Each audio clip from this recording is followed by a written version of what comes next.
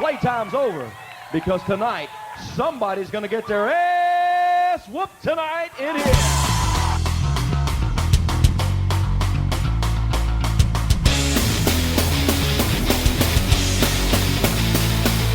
Why do I run and why do I hide when I see it coming further on down the line? Why do I sing and why do I write these songs? I know I've tried to these thoughts of mine, but the springs arrived as I just wait. Hello everybody and welcome to Bowling Shoe Handsome for Monday, January 30th, 2012. I'm Kevin McElvaney, and with me here, as always, my co-host, Young John. Young John, say hello to our loyal listeners. Hello, hello, hello. Well done, and Bowling Shoe Handsome faithful, here we are. By the time you're listening to this, the Royal Rumble has come and gone. We hope you enjoyed it. We don't have the future vantage point that you're listening to this show with. We don't have the knowledge of who the Royal Rumble winner was for 2012. Speak for yourself. Okay, John does have a bit of foreknowledge, but he's not sharing that with me. I don't want to spoil it for you, but I have a feeling that they used a four-sided ring for the Royal Rumble. I'm going to make that assumption. Man, if you're wrong, that's going to be And I'm also going to embarrassing. say that there were multiple referees on the outside during the Rumble match. Wow. That's all I'm going to share. Bold man. At any rate, since this show is being recorded in that awkward period of time between the go-home edition of Monday Night Raw and the Royal Rumble, and it's not going to air until after the Rumble match, most of tonight's show is going to be sort of generally themed, sort of in the middle, if you will. All right, you see where I'm going with this, Young John? I see exactly where you're going. Yeah, I'm very clever and subtle and tactful. Things I learned from last week's guest, Mike Bessler, of course. Of course. And thanks again to him for coming on. He's not here to carry us this week, John, so we got a lot of energy. I know we're talking about one of your favorite topics tonight. We're going to talk about the mid-card. So just for anybody who has been living under a rock where they've never seen pro wrestling, explain what the mid-card and mid-carders are, Young John. All right, so a mid-carder is, on the outside, a mid-carder is basically any wrestler who has never won a major title. Major title being the World Heavyweight title, the WWE title. I guess we can even go as far as saying the TNA World title. Yeah. But it's also a guy who kind of sets the table for the main event. Those mid-carders, the guys that never really see the light of day in terms of a main event. But they're also guys that are very talented. Guys like, in the past, like Shelton Benjamin or Jeff Hardy, Matt Hardy before, they jumped ship. Yeah, right. And Hardy main evented later, but for years that's what he was. And there's plenty of other guys, and we're going to talk about some of them. And some guys who are currently in that situation, and how there's sort of a lack of a mid-card right now because everyone's vying for that top spot. And there's not this quality, creamy center to the shows anymore. And that was important. But, we'll get a lot into that, actually. Let's go to a song first to cleanse the palate and get ready to rock here. I'm ready. And here's the house band, Ascetic Parade from Durham, North Carolina. This song is from their split with Ontario, Canada's Beat Noir, and this song is entitled Suburban Decay.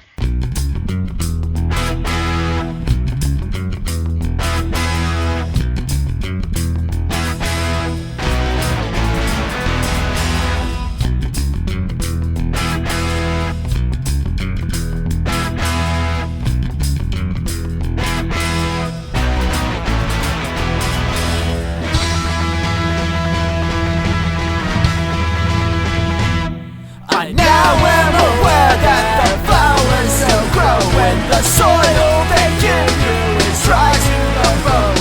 The sting of the drought when the water in camp can be filled with the blood of a working class man.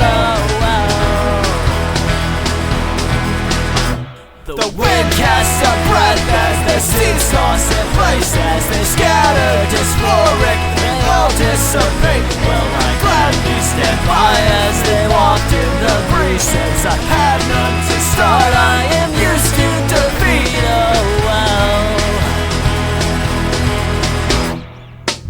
And I don't miss those rainy days.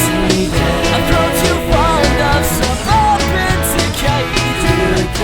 No, I don't miss those rainy days. A second look, who do we have to blame?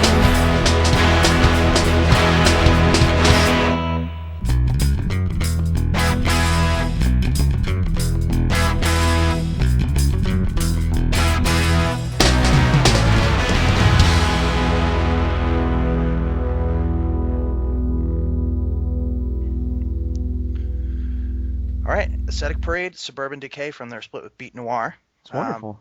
Yeah, very good song. It's pretty in a ugly and awesome sort of way. It's pretty in an ugly way. Yeah, it's all my favorite things are like that. I mean, you wouldn't call like a brawl of a wrestling match pretty in a conventional way, but it can be a beautiful thing, right? So It's a beautiful thing. yeah. At any rate, let's talk about the mid-card, John. Let's do. Just throw any name at me at all. Give me one of your favorite mid-carders, just the entire history. Let's stick to WWE here to keep it focused. Okay. One of your favorite mid-carders in WWE history, and tell me why. I feel Hulk Hogan was a very underrated professional wrestler.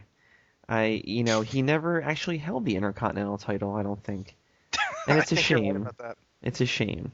No, one of my favorite mid-carders from the past would have to be Bam Bam Bigelow. Oh yeah. He's an old school guy, but he transcended all the eras. He was in that old school era with all the gimmicks. Mm-hmm. He was still around for the Attitude Era. Right. He actually main evented WrestleMania 11. No, actually he didn't. He co-main evented WrestleMania 11 against Lawrence Taylor. But that's neither here nor there. Regardless, this old school guy used to have. He was in the WrestleMania Nintendo game. That's how you know you're old school. Right. And he never really won. He never actually won a title in WWF. He obviously won the ECW World Championship, the ECW TV Championship. He was a 2-time WCW Tag Champ, but what the hell does that matter? I think what does matter is in regards to his WWF career, and he was always there and a big part of the card when he was around, and he was always so much fun to watch and just a total pro and expert in what he did, and he was just an unforgettable part of the show without at the same time upending the main eventers. Again, he complemented them perfectly, made the show more well-rounded, and I think he's really the perfect example of a great mid-carder. Well, thank you. Yeah, very good. You're so kind. You're such a kind. I know. I think the show's over. I think you just killed it. We just shot our wad early here, John. Thanks. Oh, jeez. Um, Well, let's hear. Should we hear one of yours, or should I just go through the rest of mine? You know what? I'll do. I want to chip in with one first because I think a lot of people won't even look at this guy as a mid-carder, and he's my number one pick, I think, here. Go Chippy. But, go Chippy. There's my chip. Chip. Anyway, Bulldog, Davey Boy Smith. Great never pick. won. Yeah, and he never won the big one. Nope. Really memorable main event match at SummerSlam with Bret Hart where he won the Intercontinental title. But again, Intercontinental title. This was a guy who, put it this way, the European title was created for Davey Boy Smith. I think that about says it. The European title was created for Davey Boy Smith. He was a guy who was always a major part of the programming, even in the mid card. He drew all eyes into the ring. Amazing performer, charismatic, just one of the best there ever was, and just I think for a lot of different reasons was never able to transcend that mid card, which was a little bit of a shame because I think he had a lot to offer the main event. But hell, he did a lot where he was. Absolutely. Little known fact about SummerSlam '92. Number one, that was the main event. It wasn't the world. Yeah. It wasn't the WWF Championship that was the main event. It wasn't anything. It was the Intercontinental Championship, and that's when you know that a mid-card guy should be transcending into that next level. Is when you have him main eventing a SummerSlam, which is one of the big four. Oh yeah. Another little known fact is that Lennox Lewis came down to the ring with British Bulldog for that. Right. Yeah, that that's pay-per-view. of course. Yeah, and of course that was at Wembley. Right, and Lennox Lewis is British. Right, and it was they were definitely capitalizing on the home country thing, but yeah, he's a guy who easily could have broken out of where he was, but at the same time, I mean, you look back and he's always going to be a legend, and he didn't even have to win the title to do that, and I think he could have done more in some different ways, but he did what he did perfectly. I couldn't agree more. Davey Boy Smith almost won the Rumble in '95. Was that the year when he thought he won, and then that's when Shawn Michaels famously skinned the cat. He literally skinned the cat on on live television. PETA did not appreciate that. They certainly did not. Do you have another pick? Now, speaking of Peter, Val Venus is my next pick, and I know that you've all Is this another one of those things I'm gonna have to ask my dad to explain to me when I'm older? maybe. I think you might be old enough. He can probably explain it to you now. All right, I'll talk to him later. Good. You should. Dad, if you're Well- listening, email me what that means. Email me Okay. at naivekevin123 at hotmail.com. Before the show goes up, we need to register that. Like a lot of TV shows will register domains they mention Yes. on there. All right, Val Venus. Now, Kevin, I know that you're going to have a lot to say about Val Venus because I remember a point in time when you said they should put the world heavyweight title on Val Venus. I felt that way. Yeah, you did, and you talked me into it. I agree with you. Yeah. One of the few times that I have. Val Venus, when you think of him, you just think of the porn star with the tail and the hello ladies. But he was around for a good amount of time. He was in WWE for 11 years. Yeah. Starting in 98, going through 2009. He went over to TNA just like anybody else does for a little bit, and then he realized I'm wasting my time there. But he didn't. He was a 2-time tag champ in WWE, 2-time European champ, 3-time Intercontinental champion, which I feel as though the first time, or maybe the first 2 times that he won it, it might have still meant something at that point in time. Mm-hmm. The third time was probably getting kicked around like the hardcore title, which is unfortunate for that title. Right. That's a whole another story. Yeah, that could be a whole show. But yeah, Kevin, tell us why you thought Val Venus should have won the WWE title. Val Venus in general, but I mean, especially when he transitioned over to Chief Morley, because I guess he sort of shed what a lot of people perceived as a joke gimmick that kept him in the mid card. And granted, it's part of what made him so entertaining, that gimmick. Okay. But he was, in my opinion, a great talker. He kept people interested, even as Chief Morley, not just as Val Venus. And he was a great all-around performer in the ring. Power wrestling, technical wrestling. He was Definitely. agile for being, a guy who wasn't small or anything like that. I really think he could have been given a chance, especially with a lot of guys you see being given chances now. I think he was a better all-around competitor than a lot of people who've been given the title. And I am kind of bummed that he never got that chance. And actually, along those lines, do you have anything else to add about Val Venus? No, that about covered it. Another guy, similar thing, and this might be a little controversial, but I always thought D'Lo Brown had what it took. Nice. D'Lo Brown, another situation, yeah. I've always been a huge D'Lo Brown fan, so I'm excited about this. Yeah, so D'Lo Brown, and it's not like he did nothing. Again, he was, I believe was he Eurocontinental champion? He was. I think he had both of them at the same time. He was, and he was a 4-time European champion, which is, again, epitome of mid-card there, but he was just such a great performer, and agile, power wrestling, technical wrestling. I really think a lot of what held him back was, this is always what I've heard, and of course we all know this wasn't his fault, but the incident that happened when he was in the ring with Droz. And I feel like maybe, yeah. And I mean, again, not pinning anything, accidents happen, and we all know that. Right. But I just feel like, maybe he even personally was affected to a point, where he didn't get out there in the same way that he was before. I feel like maybe that hurt his momentum a little bit, and I don't think that was all of it. I certainly think he had the talent later on. I think when he came back and he was under when Teddy Long was managing him for a while, Mm-hmm. he was like for a very short time, but he was a guy who I think always had a lot to give, and even if he didn't main event, D'Lo was always great. And even when Andy Bernard and I were at the TNA event in Philly, Bound for Glory, of course, you were there as well. I was there.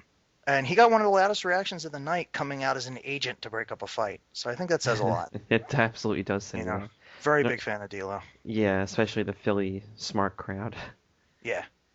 I'm going to move on to my next one. I think we're running a little low on time. Mm-hmm. So my third guy is the Big Boss Man. And the Big Boss Man, he never had a title until the late 90s. But he was around since he's been everywhere. He's been Oh yeah, he was NWA, WCW. UWF, I believe. Yeah, he was. And that was a big thing for a while. Yeah, like he did really well there. Right. But So, yeah, Big Boss Man. He never had that title till the late 90s. I think he won the tag title with Ken Shamrock, and then he won. He was a 4-time hardcore champion, which again means very little. But Big Boss Man, he feuded with Hulk Hogan for a little bit of time, I think. He was friends with Hulk Hogan. He was everywhere. He had that match with Nails, the Cobb County, Georgia cell match or something. yeah, and then there was a thing with the Mountie. Yeah, he was feud with the Loser Mountie. goes to jail. Yeah. So He was sort of held the middle of that card together a lot of times. A lot of memorable, especially gimmick matches in the early '90s WWF. I have fond memories of watching him as a kid. Absolutely. Yeah. Good pick there. Well, thank you. I've one more pick from our youth, Okay. and that would be Doink the Clown. Doink the Clown. Okay. Doink the Clown, in my opinion, great fan favorite, but also one of the underrated heels. When he first came in as the creepy clown, I mean, who isn't a little bit creeped out by clowns? It was a little creepy. Yeah, and he came in and he just played that part so well. Of course, for the better part of the run, Matt Bourne. A lot of other people have donned the Doink mask, but Yes. yeah. Yeah, You know, Doink the so. Clown. The best was, well, some people might say it was the worst, but the best for me was Doink, Dink, Wink, and Pink against Jerry Lawler's 3 tag team partners in the Survivor Series. I think that was 94, 95. I'm trying to think. Was it Sleazy, Cheesy, and Wheezy? Yeah. That might have been it. I'm not looking at Wikipedia or anything. That's just my Right. Yeah, that was horrifically accurate mid-90s WWF knowledge. But I also remember he had the twin Doink in the match at WrestleMania 9. Oh, Doink yeah. was wrestling Crush. Kona Crush, to be exact. And that's when he had the duplicate Doink come out. And I thought that was pretty cool back then to have a wrestler that looked just like the other wrestler.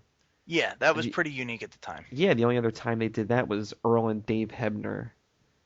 Prior to that, yeah. Right, and that's not exactly. Yeah, they've done it a lot since the dueling Undertakers and then Imposter Kane and so on and so forth. That's right. That's right. And Vader and Mark Henry, who were mirror images of each other. They were like same height, same stature. True. That's true. Yeah, there was this one clip of them brawling from a Raw, and I guess like '99 or something. Oh my God, it looks like seriously like their cousins or half brothers or something. I mean, they basically just they were like. I don't know. You have to see it. I'll have to see if I can dig up a clip and attach it. But it's just they're the same. I remember watching that with Andy Bernard the one time. We both just cracked up and it said it looks like 2 guys beating the crap out of their reflection. It was anyway. Moving on.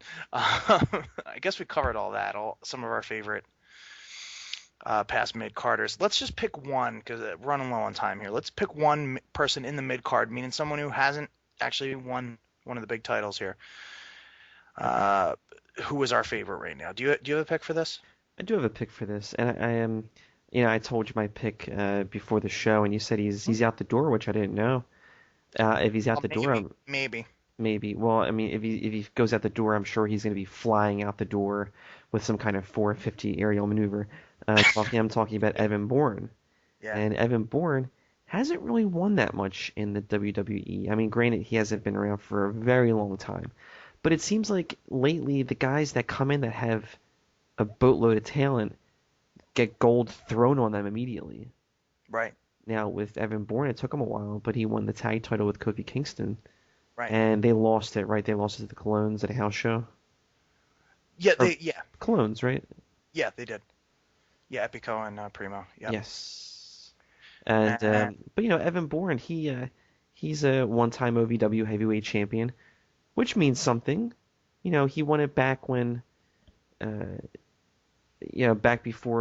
when WWE still had OVW. and that means something. If you get a belt in OVW, it means that you have a bright future ahead of you. Oh yeah. And he was in ROH for a little bit. He won a tag title with Christopher Daniels. Right. Yeah. And he had a good. I mean, prior to all that, of course, he had a great ROH run. I mean, he's just a really talented guy. But hopefully everything works out for him, man. I don't want to see WWE. I don't want to see WWE lose him. It's not just bad for him. I think WWE's missing out. He's a very entertaining part of the show. I mean, look at how many highlight reels he's in. Yeah, remember, didn't Vince McMahon ban the Shooting Star Press because of him? No, reportedly it was banned before him, and then he did it apparently so well, and at such little risk to himself and opponents that they said, okay, that's how the story goes, and it was on the internet, so it's true. By the way, did you hear about this Jawbreaker reunion? I did read about that. Somebody, for those who don't know, the Jawbreaker is this influential pop punk band from the 90s, and basically somebody put a really bad JPEG online saying that they were going to play a reunion show, and it got reported as news by some site and passed around on the internet. So it's pretty easy. If you want to create tomorrow's news story, just get out there and open up MS Paint. Isn't their lead singer still a professor at NYU? I don't think he's at NYU. I think he's at like a small community college where he recites epic poems to himself, and have fun with that, dude. Have fun with that. When you get tired of that, you come out and play some songs from 24-Hour Revenge Therapy. I'll buy a ticket. Anyway. Yeah, I wouldn't mind hearing little Jets to Brazil as well. I like Jets to Brazil. And I even like Forgetters, his newer band. I'm not going to act like he's had little effect on me. He's put out some great music, but it's just... Anyway. Let's... But anyway, speaking of Evan Bourne... Speaking of Evan Bourne, R-Truth, who was a former TNA, actually NWA World Champion from the early right. TNA. Yeah, but we'll look over that because in WWE he's been a mid-carder. Now, feud with Cena notwithstanding, I think that was a good way to sort of establish his new character. But he's been mostly a mid-carder and a great one, and especially now because he's sort of like acting like a heel, but he's a fan favorite. So he's not. He's just over the top enough to me at this point where it's ludicrously entertaining. It's just really good. Would you say that he's in the same category right now as Stone Cold and DX, where they're supposed to be heels, but crowd loves them? Absolutely, yeah. I mean, he's not at that level, of course, yet, but I mean, those guys were mid-carders at one point too. Right, not the popularity level, but the level that perfect balance between being a heel, but the crowd just loving everything you're doing. Yeah, absolutely. And I mean, they're basically he's sort of a face at this point because of that, but he got there by that route to it, and I really like what he's doing right now. He's my favorite mid-carder in WWE at this time. Are you a little Jimmy? I am. You're a little Jimmy. Yes, you've heard it here first, folks. Yes, and I know that's just a nickname for you from your girlfriend, but I guess I'm airing out the dirty laundry. I get it. Do you see what I did there? Saw what you did there. Do you see what I did there? Saw what you did there. All right, let's go to a song that's not by us. This is Anthony for Pizza. I have to make sure he hears that. Let's hear the real song. The real song is by a band without either of us on vocals. The band is called Drug Church. The song is called Visualize Latham on Bowling Shoe Handsome.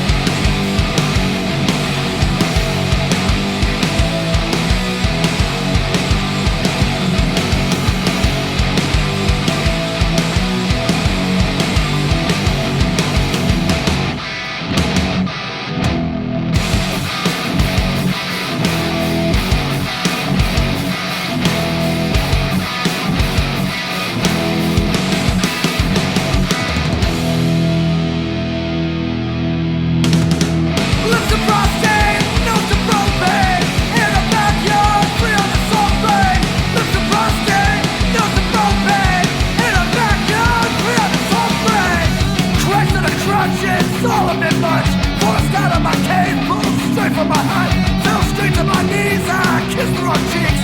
Tongue the wrong ass, and I woke up with crush. Out on a limb lane, with was a bridge. Was in love with the get, but now what you give. Live like his ox tongue, clips like the dog's butt. Overwhelmed wish, got a hot shit.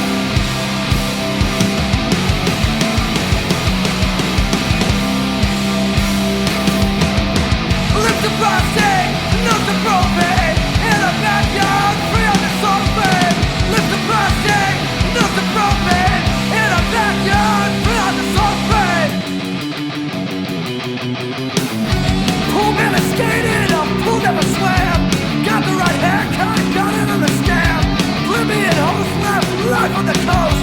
Joined the cold rat, but I left with the band. Lackluster coxswain, printed on rock. Lips stiff to swallow full balls. Took a stroke but I laid off the stuff. A thought destroyed is no brain lost.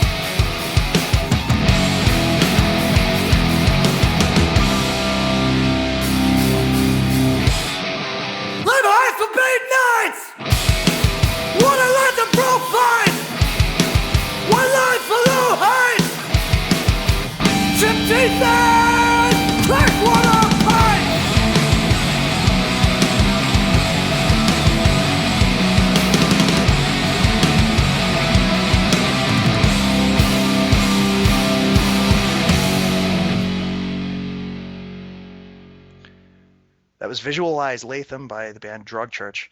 So, Young John, we've talked a lot about Midcarders. Let's talk about how some of these main event guys who've been tinkering around with WWE returns this year, all confirmed to some degree, and how they might help the product and better it for these guys who are in the mid-card and on the up right now. Let's do Specifically, I'm thinking first and foremost about Mick Foley. And I see Mick Foley can go a couple of ways here. We could see a match between him and John Laurinaitis, or we could see maybe, depending on what's going on with Dolph Ziggler, heel Ziggler on Twitter, in the next couple of months, I could see a Foley Ziggler match coming up. What would you think of a Mick Foley Dolph Ziggler match At Royal Rumble? WrestleMania? I could see that at WrestleMania. Yeah, I could definitely see that. I'm still a little far behind when it comes to current wrestling, so, I could easily see Mick Foley taking over a commissioner role, or like a general manager role. Right. Well, he said he wants to have like one more match or so, but I mean, I think long term, I think he'd be better in the general manager or commissioner role. Commissioner, like something maybe where he's not on TV as much, where he only has to come out once a month or so, because I think his big thing is wanting to be home with his family. Yeah. Yeah, because I mean, he can go out and he can talk and talk and talk, and he doesn't have to hurt himself doing it. But I think he wants to be at home. I still remember watching him the last time I went to a SmackDown taping in Philly, and before he left WWE for TNA, very very close to when he left. He dashed out of that parking lot. He ran into his van and he tore off towards I-95 to go home to Long Island and spend time with his family. That's wow. That had to have been what he was doing. Assumedly, he wasn't going to get a cheesesteak. But I remember I was with Brady actually, and Brady tried to say hi to him real quick, and he was polite. He waved and he beeped at him. Brady was like practically in the way of his vehicle, like practically blocked him. So I can just imagine Brady jumping in front of Mick Foley's beat up minivan. And he was still super polite. He honked, but not in an angry way, and waved. Like he was a really cool guy. But yeah, he's a guy who wants to be home with his family. So I think something short term, or something where he doesn't have to be on TV a lot. Now, how about Jericho? Because it's looking more and more like a Jericho Punk thing, and everybody listening now with the foresight and the foreknowledge of what happened at the Royal Rumble, it's very possible they've already started this, but it's looking like Punk Jericho at WrestleMania. And John, I'm not too happy about this. I really think Punk's at a level where he doesn't need the assistance of Jericho right now. That's a really good way to look at it. Before you said that, I know that we're in the past right now and everyone else is in the future. Right. Jericho is my pick to win the Rumble. Right. I think that they're going to immediately thrust him into the spotlight. And Right. I feel as though it is going to be Punk Jericho co-main event WrestleMania. And but now that you say that, I feel bad saying that because you're right. I guess Punk really doesn't need that. But No. looking at the writing team and the creative team for WWE right now, they're probably thinking, "Oh my God, our ratings are horrible right now. We need to throw Jericho. We need to bring Jericho back, put him in a flashy jacket, and throw him in the ring with CM Punk." It's going to be a great match, regardless. Oh, It's gonna be absolutely. a Yeah. killer, amazing, great WrestleMania match. Absolutely. But I want to hear more about what you think about this. I mean, I think Jericho, as a face, because it's going to be hard for him to consistently get booed, would do a lot for someone like Cody Rhodes, who is on the cusp of main eventing right now. Like a Cody Rhodes. If he's going to be a heel, someone like Sheamus or somebody like that. Wow. I think Jericho has a lot, and I mean, Sheamus was a main eventer for a little while, but I just feel like he definitely was downgraded a bit. I feel like there are a lot of other guys who could really benefit from Jericho right now, and CM Punk doesn't need it. Yeah, I would really want to see a Jericho Rhodes program now. Yeah, that'd be awesome, I think. Now that you said that. What about Triple H? I know he's still around. I remember you were talking about him earlier. Right. Well, yeah, it's actually a little harder. Triple H, when he comes back, I mean, very possibly he's going to go right into a feud with The Undertaker and then disappear just as quickly. But I think Triple H has some guys. I mean, someone like if Jericho and Cody Rhodes doesn't happen, I think Triple H would be another guy who, because of course you see bits of Randy Orton and Cody Rhodes. Mm-hmm. You see bits of Triple H and Randy Orton. I think that kind of follows. And of course, like Triple H, a fan of the old NWA and Cody's father and all that. But So you would want to see a Triple H Cody Rhodes feud? I think more than a Jericho feud, maybe, or maybe Wade Barrett. There's a couple of guys who just need this, or Ziggler. You I mean, said that. I know I'm repeating a little bit here. Yeah, I didn't catch that one name. Oh, I'm sorry, Wade Barrett. Wade Barrett. Okay. Oh, okay. That'd be a cool program. Triple H and Wade Barrett. Yeah. Oh yeah. Yeah, I don't really have an opinion with Triple H. Has he been on TV at all lately? Nah, no, he's he'll be on tonight on Raw. Tonight. But Possibly made an appearance last night. yeah, May or may not have. yeah, may have won the Rumble. We don't know.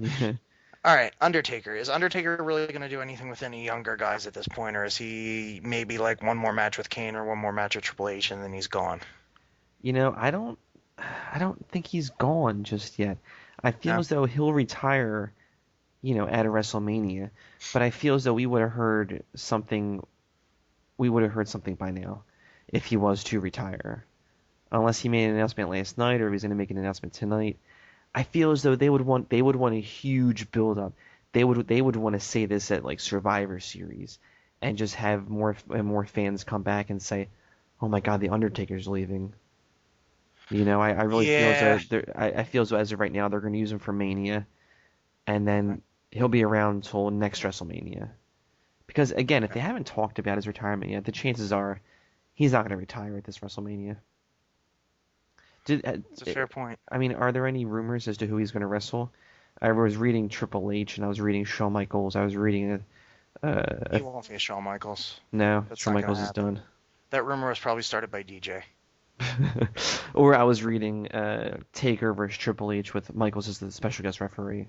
And that was rumored last year too, and Michaels didn't really enter into it in that way. But yeah, I could see Triple H again. I'm kind of hoping for Kane personally, especially if it were the last one. But if it's not the last one, maybe hold off. I don't know. Undertaker versus Kane would be the perfect end to Undertaker's career, Yes, exactly. especially at WrestleMania. Yeah. Yeah. Oh, yeah. Well, I think that about wraps up that. Let's go to a song. We're going to come back and one more segment, and we'll wrap up. So this song is from Philadelphia act Time Ghost, former member of Red and Orange, and this song is called Turtles in Time.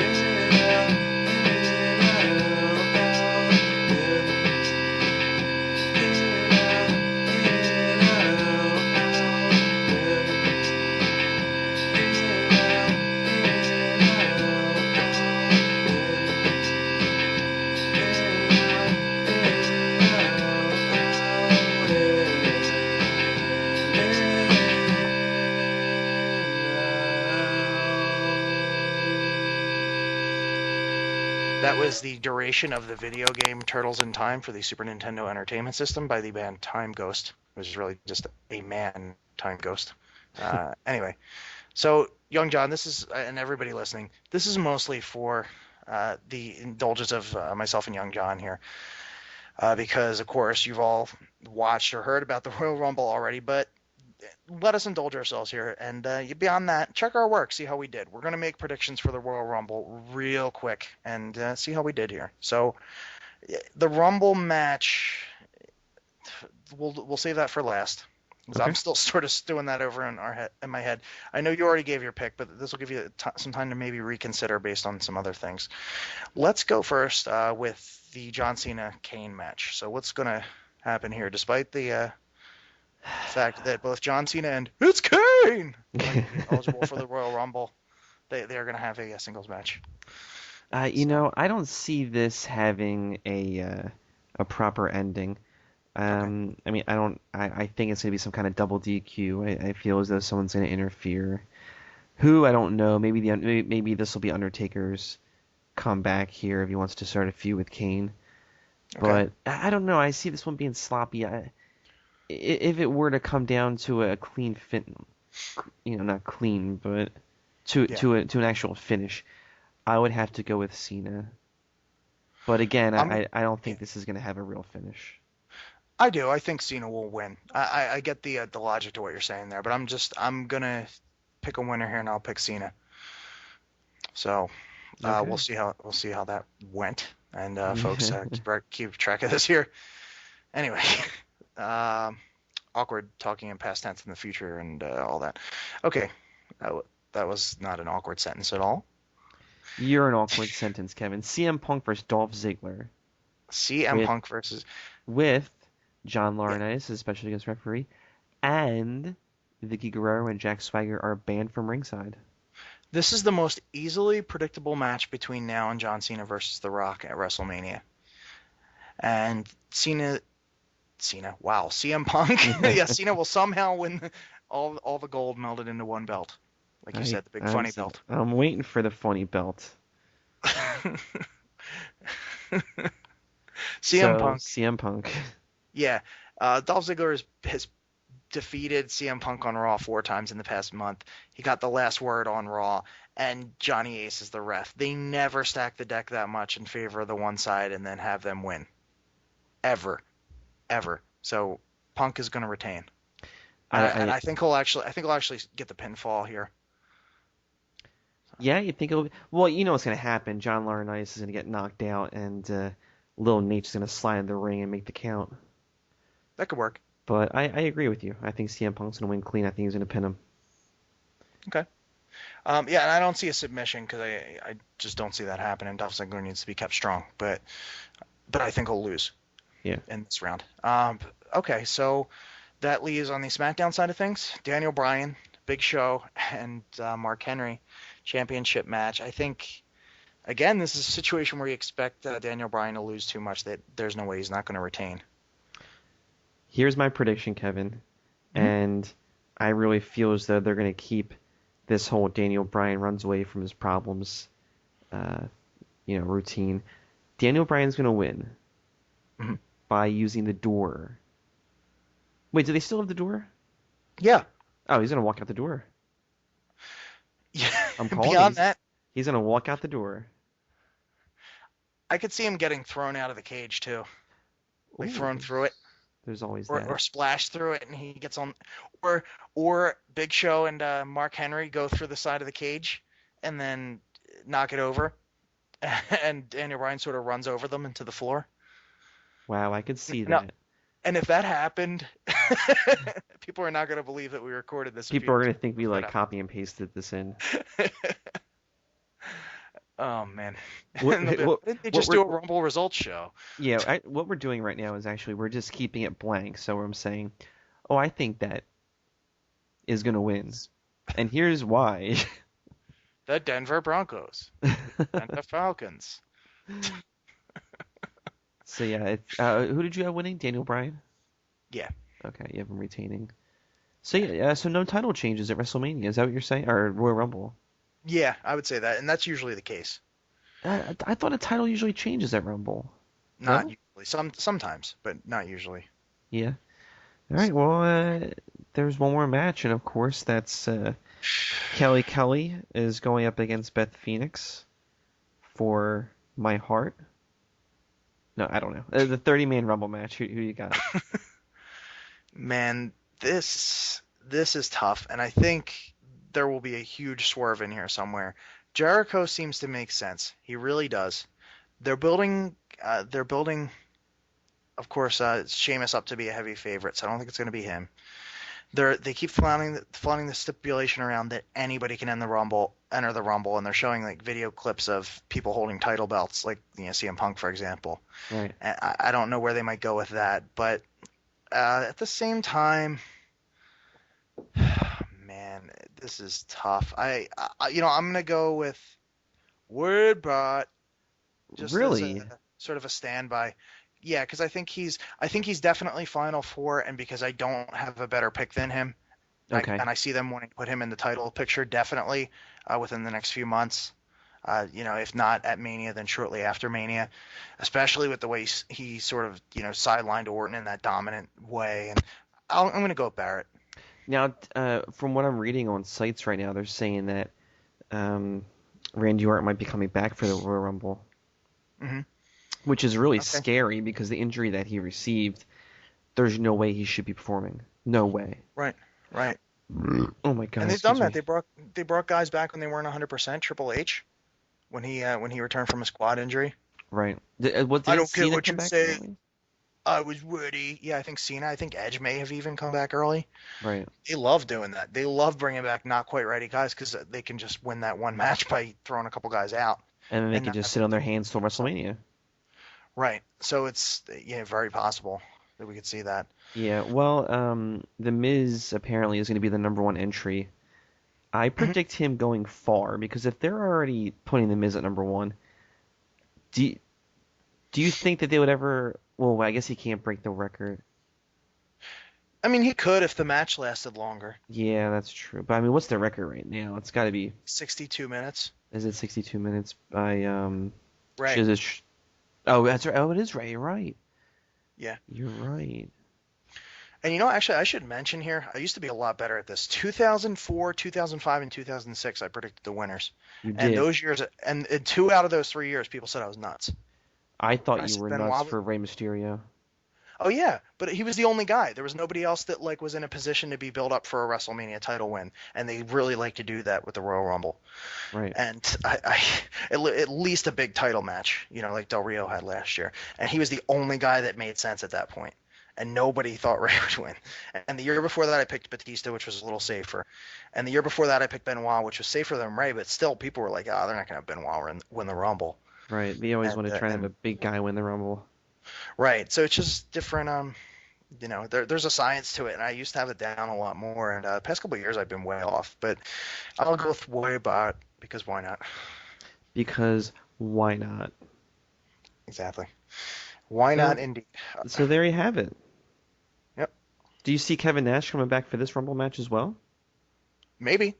I think maybe you see him and Triple H both enter. That would be pretty awesome. And Booker T, I'm assuming, will come back again. Yeah. Why not?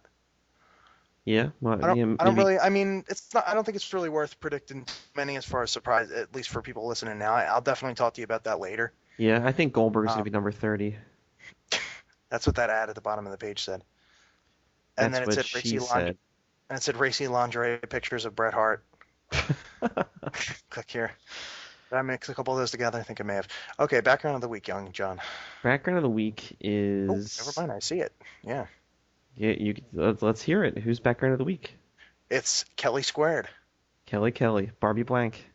Yeah, that's a cute picture. Yes, it's from Maxim. I don't think she's wearing makeup in that picture.